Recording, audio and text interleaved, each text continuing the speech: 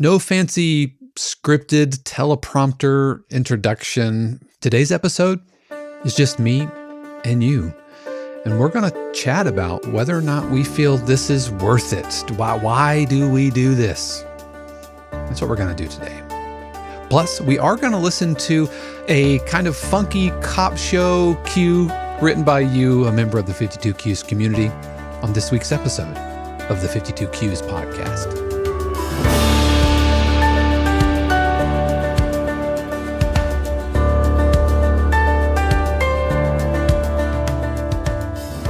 What is happening, everybody? This is Dave Croft, and welcome back to another episode of the 52 Qs podcast, a weekly podcast dedicated to all things production and library music, where we talk about industry topics and take deep dives into the different aspects of being a working production music composer. Plus, we also feature a cue written by you, a member of the 52 Qs community, and this week we're going to be taking a listen to Stealth Retrieval, which is a funky kind of cop tension cue written by Dan Gillogly. So you definitely want to stick around for that. If this is your first time here, welcome. I'm so glad you found me. However you found me. I know you have a ton of options out there, whether you're watching on YouTube or listening as an audio podcast. Thank you for spending part of your day here with me. I also have to give a special word of thanks to the family, friends, and patrons of 52 Qs who help keep the network and the channel, everything going. We are 100% community supported, so if you like what I do here, don't thank me, thank them. But if you want to learn more about how you can help support the channel and also unlock extra perks like cue breakdowns, feedback videos, and a ton more, then click on the links in the description or stick around because we're going to be talking about that a little bit later in today's episode. So like I said, nothing really scripted today, no curriculum. I just wanted to kind of spend some time talking about, is this worth it? Is what we do here worth it financially? Is it worth it emotionally? And I think this is coming off of some good wins in the community and dealing with the end of the year, kind of taking stock, and in a couple of weeks, I'm going to have my breakdown of the year and talk about the year going forward. But before we get into all of that, it's kind of like, why do we keep doing this? Because rejection is part of this gig, whether it's submitting something up to Taxi and getting a return, that rejection can really, really stick on you. And I don't think so. I don't think I'm speaking much out of feeling rejected personally, but there's some people really close to me who are going through this, feeling like you're being just kind of discarded, feeling like everything that you're trying to do is being met with resistance. And it's just really important to center yourself and remind yourself why you do this. Maybe it's because you enjoy the writing process. Maybe it's because you enjoy the thrill of placement. Maybe you enjoy the idea of being able to make a lot of money, or at least make a sustainable living writing music, like making money out of thin air. Maybe you want some level of fame or recognition. Maybe you want credit. Maybe you want bragging rights. Maybe it's vanity. Maybe you need to feel validated. Maybe you need to feel that someone approves of who you are and what you do. And I'm not saying any one of these motivational factors is any better than the other, but I want you to ask yourself why you are doing this. Why have you chosen to pursue production music? This is also coming on the heels of last week's episode, which has churned up a ton of discussion, and on purpose, I made the statement, which was unapologetically yet purposefully incendiary, that bebop kill jazz, and it's promoted the absolute type of conversation that I wanted to have in the community, in the YouTube channel, which is challenging people's thinking of why they're doing the thing they're doing and correlating how bebop, kind of helped to erode the public's like of jazz. Anyway, that's you can if you want to jump on all that, you can talk that on last week's episode. But it got me really thinking that we need to know why we do this. We need to have a firm understanding when we sit down at the DAW. We need to know what is motivating us. Because if we don't, then when we start getting resistance, we start feeling rejected, or we start feeling like the listings are returned, or you're getting ghosted, or maybe you've gotten forwards, but nothing's getting placed. If you don't know why you're doing it, then that rejection can come in all sideways and start really sticking on you. And the person I'm who I'm close with, who's dealing with this, feeling like, oh, kind of just they've rejected this idea, therefore they're rejecting me. That rejection is coming through a little bit sideways. So for me, I can just talk about what motivates me to write production music. And it's a couple of things, actually. The first is I love the idea of being able to make money making music, have a career in the music industry, because I enjoy making music. I enjoy talking about music. I enjoy teaching music. Boy, do I enjoy teaching music. This right here, what I'm doing with you today, is a direct result of the thing that I enjoy. That's why I do it. But ultimately, it's very career-minded. It's very much like make money making music, however you make music. And so my chosen vehicle for that is production music, because I have found a very clear path from where I am to where I want to be, and how that translates into financial return.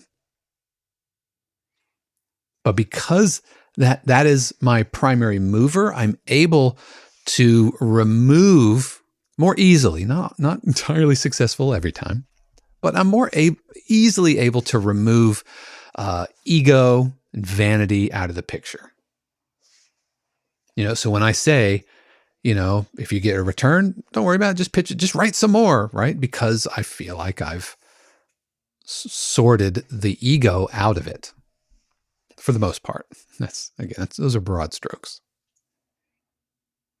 But being able to support my family through back-end royalties, upfront fees, or whatever, that is one of the primary motivating factors for me.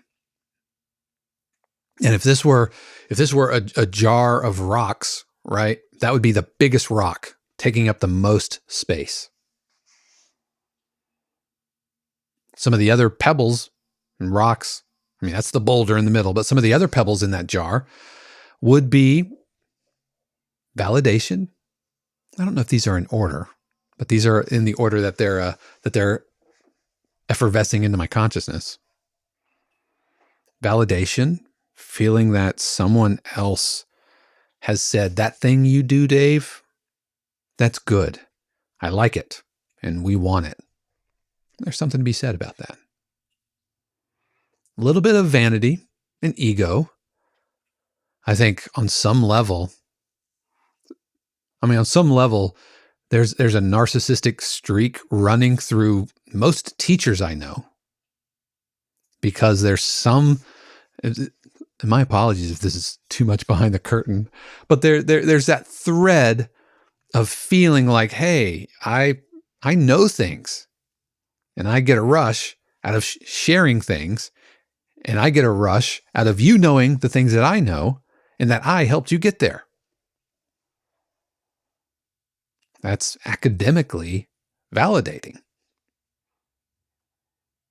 Hope that's not too real. I didn't mean for this to turn into a therapy session, but there's some point to that, I think, for myself, that I want to feel validated academically from libraries, getting good feedback from a library on a queue, hearing your music on TV, and that feels good. It's professionally validating. So yeah, that feels good, and you want to keep doing it. You're going to keep doing the thing that makes you feel good. I don't think ego plays a big role in it, in so much that ego and vanity and narcissism kind of they all share a color palette. But yeah, when I think like ego, that's like artist brain, and I want to put my music out. Like putting my music out on Spotify feels good, but only in a vanity kind of way. I don't think it's any of that. I've never personally had a desire to have music by Dave Croft on a title card. It's cool, but that's never been a driver. That's never been a why I do this. Another boulder. Oh, no, it's not a boulder. It's a little pebble. Probably, I don't know. Feeling like I have to. Is that part for me? That I can't function unless I write music? I don't. Is it okay to say that I don't think so? I don't think. I'm processing this in real time with you here today. I don't think that's what drives me. I mean, I've done an episode before about how I don't write every day, and that's okay. But I don't wake up like, I've got to write. If I don't write, then I'm gonna. I don't have that reaction. I enjoy writing. I enjoy having written. But if I go a few days without writing, I don't start to have withdrawals, if you will. Yeah. And I think that's okay. I think that's where artist brain lives, in that I think artists have to output. And if they don't, then they start feeling the withdrawals, if I don't write something, then I'm going to go crazy. But that's never been me, I don't think. Now, I have been motivated like, if I don't make some money, I'm not going to be okay. I'm very entrepreneurial minded, right? I'm always kind of thinking, all right, how can this, for lack of a better term, how can this be monetized? Yeah, that's not really the right word. Monetized feels big and ugly. That's not really what I mean. But how is there a business aspect to this thing? Because at the end of the day, this whole thing, it is a business. I've talked about that on the show before, but it is a business. And so I'm always thinking of the business entrepreneurial outlook on things. And sometimes this can have a detrimental effect onto just general creative outlets. Like, hey, I'm learning to write a book, so I'm going to study novel writing, like sci-fi novel writing. And I can't stop myself because I will start thinking, ooh, I can put this out on a Kindle ebook store, and I could be a world famous author and start rolling in the royalties from my book sales, having never written one before. Then I have to remind myself, this isn't why you do it, David. You're doing this because this is helping feed your other creative muse, right? Not you need to make a business out of being an author. But that's hard to stop. It's hard to stop doing that. But that always remains forefront for me. So when I sit down to write music, it's not necessarily that I have to write. It's more that I have to produce. There's There's a difference there, right? And I don't mean like producer. It's more like I have to make something. Because I know that, using the Waffle House analogy, I know that the Waffle House is going to open and I'm in the kitchen, and I know that customers are going to come to the door and I'm going to need to be able to fill those orders.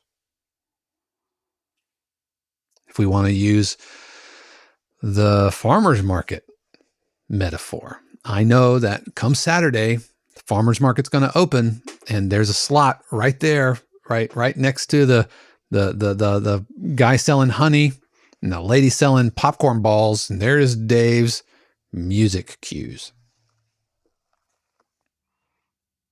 And if I don't write it, then that slot goes empty, or somebody else fills that slot, and then their music gets placed. That's what's driving me. And that's not necessarily like a FOMO thing, I don't think. Right? It's not like, oh, fear, I'm gonna. No, it's more like, hey, somebody has to write that music. Why not me? Somebody has to, or somebody gets to make money off of an episode of Toddlers and Tiaras, or 1,000-Pound Sisters, or Dr. Pimple Popper, or Louisiana Law, or Temptation Island. Somebody gets to make money off of that programming. Why not me?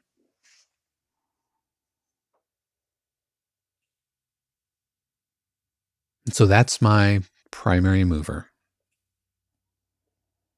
It's not about being an artist. And so when I have a conversation like I had last week, and hearing folks chime in with, yeah, but all this history and even fantastic points that we didn't even touch on, cultural and what's going on politically and like with civil rights and all of that. These are amazing points. But it's a little bit of not really seeing the forest for the trees, which is reminding us why we do this. And is it worth it? And if you're doing this right now and it doesn't feel worth it, then ask yourself, why doesn't it feel worth it? Is it lack of placements? Is it lack of forwards if you're, in the taxi ecosystem? Is it comically low royalties? Is it zero royalties? Is it lack of progress in your own technical advancement in the DAW, musically? Understanding music theory, feeling like you're accomplishing something? Well, and to that point, I'll just say, first of all, give yourself permission to suck at things. It's okay. You're allowed to be terrible at something, especially if it's a new something. So I'm talking to you. You don't have to be perfect at everything you first put your hands to. So allow yourself to suck at something while you're learning to do it. That's okay. Especially if you're used to being amazing at things. Yeah, that usually catches the artist that comes into the production music side of things, the understanding that this isn't the same thing. You have to change your thinking. And so they might be very accomplished in this area, but they've got some to learn over here. And so it could make you feel like a failure. And you're like, oh, why?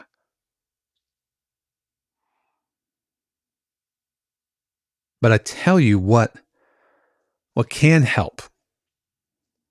On some level, if you can find a win, and whatever winning means to you, which is driven by whatever motivates you, right? Because whatever motivates you, a win is on the other side of that. So if you're motivated by artistic expression, then a win is having written something good.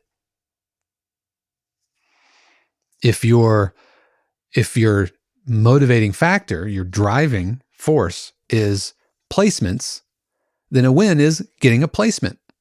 Whether the cue itself is good or not becomes secondary to that, which means that if your motivating factor is getting placements, then you're not driven by if it is good or not, which gives you a ton of flexibility on what you feel like writing and what you even will write, because you're not motivated by not the quality, but you're not motivated by the inherent artistic merit of the thing you're writing. Is this making any sense? Several times I've thought about just stopping the recording and starting again, but I'm just going to keep going because that's the kind of week it's been.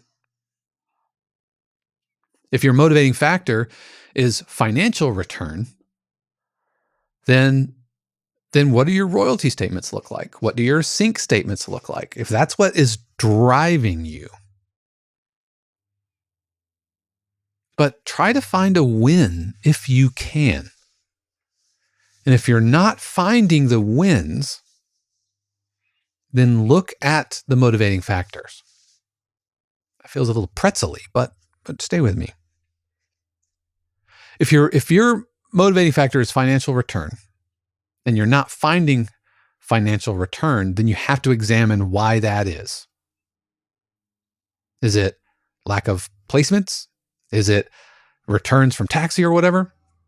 Is it maybe you're not feeling solid enough with your DAW so that's why things are. And so you have to kind of back up and kind of program into, your if-then statement of your motivating, your motivation. You have to put a conditional in there. The condition is, I have to get better at writing. I have to get better at understanding what libraries want. I've got to do more research, got to do more study so that the next thing can happen. If this happens, this condition is met, and then the next thing happens. If your motivating factor is creative expression, then you have to determine how that metric is being calculated. If it's just putting it out there and feeling good about it, then that can be a really straight line. I mean, there's a very easy way. You listen to it. If you're like, I like it, then there you go, win. However, it's probably more likely that it's a spiral of never being satisfied with your work. There might be a gap between what you know it should be and what you're able to do, in which case, insert the condition and get better. Either watching videos just like this, or studying, going to school, taking lessons, whatever you need to do. Because I know that if you get a W in the column, eventually get a W in the column, a win column. That can be rocket fuel for motivation. It can blast through barrier after barrier after barrier of resistance. How do I know that? Because I've gotten some pretty chunky royalty checks before. And I'll say it, I've gotten a quarterly royalty statement over $20,000 before. More than once. That's $20,000 check or $20,000 deposit shows up in my bank account for 3 months worth of royalties. You want to talk about rocket fuel? That's like nuclear tectonic jet fuel getting pumped into my veins of somebody who's motivated by financial return. Yeah, that's going to get my butt in the studio. That's going to get me pumping out as many cues as I can. You want to see me pull off like cranking out 13 cues in 1 week, averaging like 3 to 4 cues a week for an entire year? Yep, that'll do it. Somebody motivated by financial return sees an annual pushing 6 figures. Yeah, that'll do it. However, the flip side of that, the ugly downside is the inverse. So when you get the 41-cent royalty check, again, also autobiographical, it could have the inverse effect. Demotivating. Why? Why am I doing this? Why am I bothering to spend so many hours in this dark room staring at light which can't be good for our eyes just so I can get 41 cents?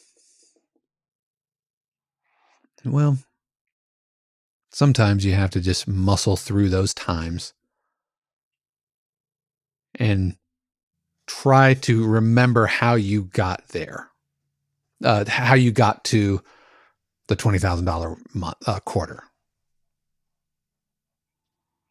Realizing that opportunity, a little bit of luck, right place, right time, all of those things, factors, yeah. But the demotivation of missing, of the L in the column, that can be it can be almost toxic. It's really tough to pull out of that spiral. But you just have to kind of keep on. And in that case, maybe you look for a different column to notch a win in. I've been working with some students, and they keep getting returns, some taxi returns specifically. And I told them, you know what? I think you should quit beating your head against the taxi wall. And I think you should just put this stuff out on Spotify. Just release it yourself. So you have some agency, you have some control over the situation. It's manufacturing a win for yourself and then see what happens. And then see what happens.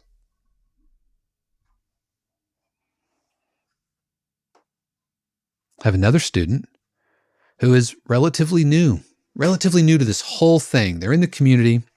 I've worked with them, done a bunch of feedback, and they submitted a cue during one of our workshops, specifically the sports broadcasting workshop. And the point of that workshop wasn't to have members like pitch. It was just getting feedback from a publisher of sports broadcasting. Turns out he wanted them. He's like, these are great. They're unpublished. Sure. Let's see what happens. Let's see what happens. And don't you know, 2 of those cues made air last week. Super proud of those guys. Like I could almost get emotional thinking, but they had that moment where they heard their music on TV for the first time. And I felt as proud, I felt as invested into their success as if it were my own cue. 100%. Because here's somebody that I had been working with, and I played a part, however small, I played a part in their story. The story of who they are as a production music composer. And see, for me, I mean, there's no real financial return for that necessarily. But because I'm also a teacher, I mean, that's like that's a giant, epic win for me as a teacher. Not for bragging rights, right? Now, I'm not going to play the clip. I mean, I can show it, but I'm not going to play it. Not even going to like name drop or whatever. But as a teacher, because I receive, why I do this and why I teach is so that I can have all of those, so I can help students have all of those light bulb moments. And hearing your music, for a production music teacher, hearing a student hearing their music on TV is the mother of all light bulb moments, because that is everything working together to do the thing that we are here to do. And so I got to help someone else put a W in their column. And as a teacher, man, also rocket fuel. So to those two members, 52Q's members, congratulations. I feel like we're just getting started. And it doesn't mean anything if the music wasn't good and if the talent wasn't there. And I'm just so stinking proud of those guys. Yep. Like I said, I can almost get emotional thinking about it. Yep. But what about you? Why do you do this? Why do you spend all of the hours in the studio, maybe making your significant others studio widows or widowers? What's motivating you? What's driving you? The whole point of this conversation is to get you thinking. Why are you doing this? Why are you sacrificing money? Why are you sacrificing hours and hours? Hopefully, you're not sacrificing your relationships too much. But even that, there's a cost to this that comes, the capital of relationship, right? That is social capital that we have to pay for this. But it's important that you've worked that out so that when you're missing the mark, when you're feeling rejected or it's not working, that you can take it and turn it into a win, or you can shift strategies to manufacture a win. That's what today's all about. But what do you think? I'd love to hear from you. Please let me know in the comments below. I read all of the comments and make an effort to respond to them. But please let me know. All right, so we're going to take a quick break, and we're about to hear from Mrs. 52Q. She's going to tell us all about the community and how you can join. But when we return, we are going to be listening to Stealth Retrieval, which is, like I said, this funky kind of cop tension cue by 52Q's member, Dan Gillogly. Hey y'all, I'm Shannon Croft, and I want to tell you that the 52Q's podcast is made possible by viewers and listeners just like you, composers and producers who are looking for a better way to connect and collaborate. You see, 52Q's isn't just another website selling static, pre-recorded videos to a mass audience. It's a fun, vibrant, and positive community that comes together online for sharing cues, getting feedback, and discussing what's up in the production music industry. You'll find both personalized feedback and live interaction, which are the best and fastest ways to grow your skills and earn more placements. The best part is that the 52Q's community is absolutely free. And when you're ready to take your career to the next level, we offer friends and family subscriptions, which unlock weekly live streams, live interactive group feedback sessions, monthly interactive workshops, and more. Head over to 52qs.com and sign up today. And while you're there, check out our personalized feedback videos, private lessons, and of course, merch. I can't wait to see you at 52qs.com.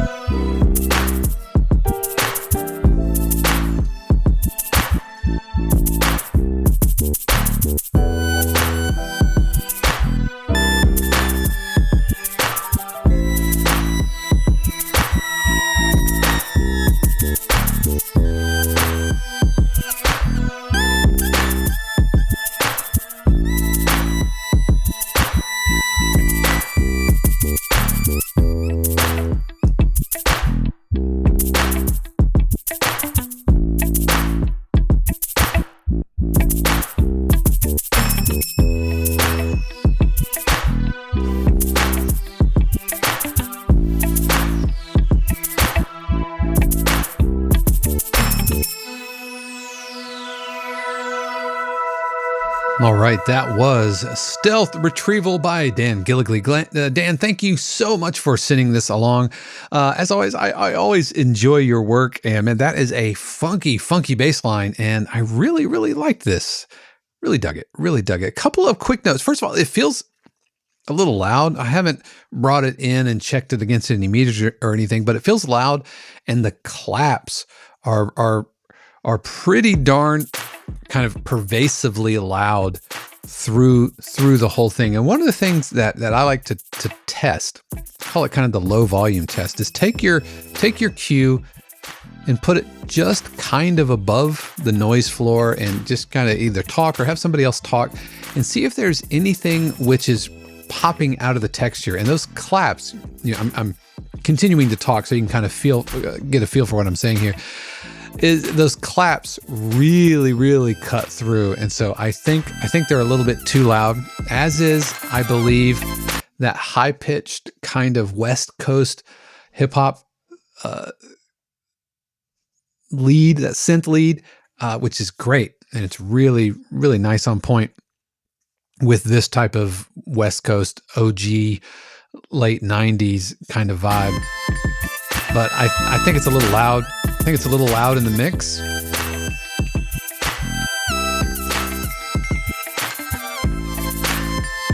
Some really good layering early on here. I like this piano thing, but I feel like we need to do a little bit better job of making sure that this feels like a breakdown, like we've gone somewhere new. And so I'm going to back it up.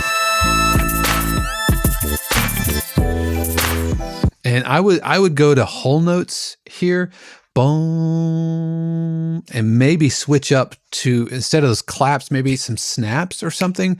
Boom, boom, just big whole notes. Let the kick go away and just let it kind of, let it breathe a little bit, because let's give some time for this piano, which is coming in right in here. Let's give some space to that piano, because it's really nice and really lovely. And I know, you are a pianist and you have this gear. Backing this up. And let the piano dominate the conversation here. Let this part of the cue be about the piano.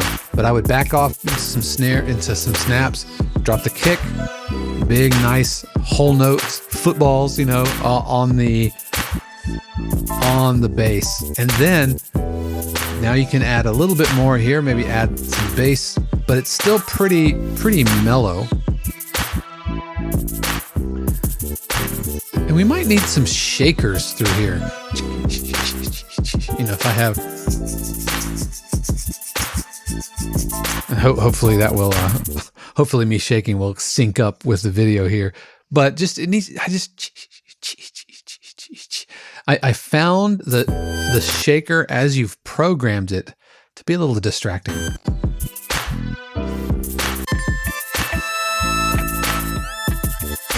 That worked earlier in the cue because you had you had the guitar kind of doing its thing, and that's holding down the consistent rhythm. But here,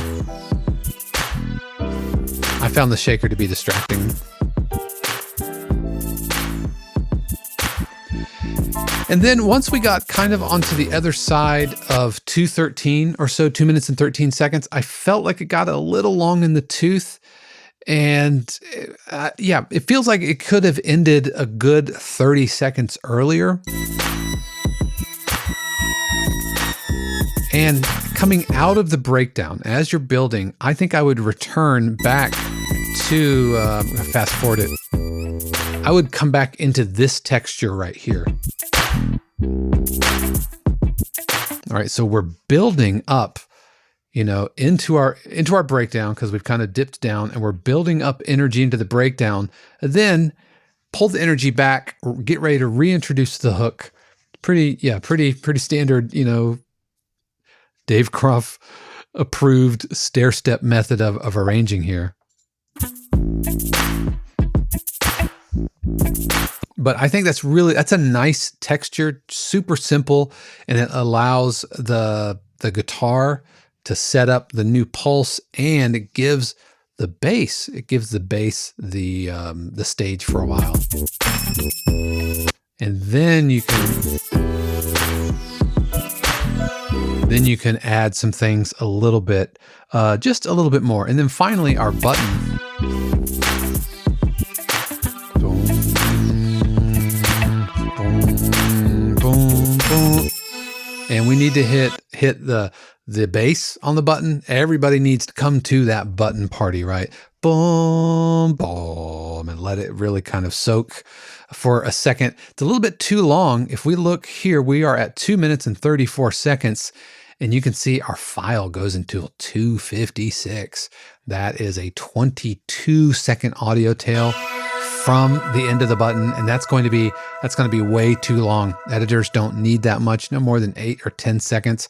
And maybe we just need to clean up our bounce there, because it looks like we have 10 to 12 seconds of just silent audio tail. So make sure that you do clean that up as well. But thank you so much for sending this along. As I mentioned earlier, this was sent during our week 49 weekly feedback threads. And Dan, thank you so much for sending this along. We put feedback threads together every single week, and right now we are listening to week 50.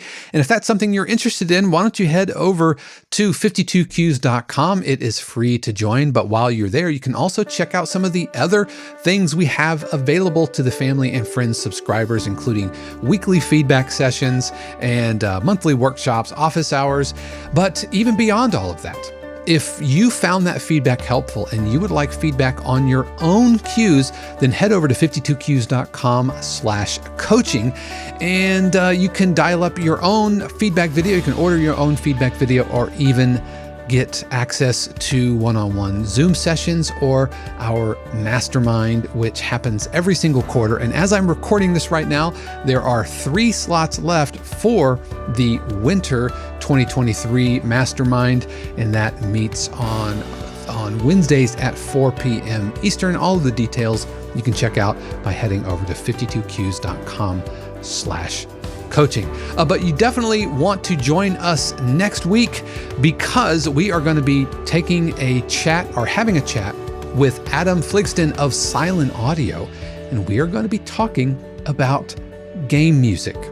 There's a lot of overlap between what production music composers do and what game composers do. We're going to talk about where those similarities are, maybe where some of the differences are, and how we as production music composers can start maybe wading into the shallow end of being a game music composer. So you definitely don't want to miss that. But that's going to do it for me today. And I hope you had a fantastic week 49, and I know that your week 50 is going to be great. How do I know that? Because I believe and I know and I trust that the universe has amazing plans just for you. Until next time, peace. The 52 Cues podcast is copyright 2022 Dave Croft, all rights reserved. The music played on the podcast is copyright of their respective owners and is used for educational purposes only. For more information, including joining the 52 Cues community and submitting your cue for consideration on the podcast, head over to 52cues.com.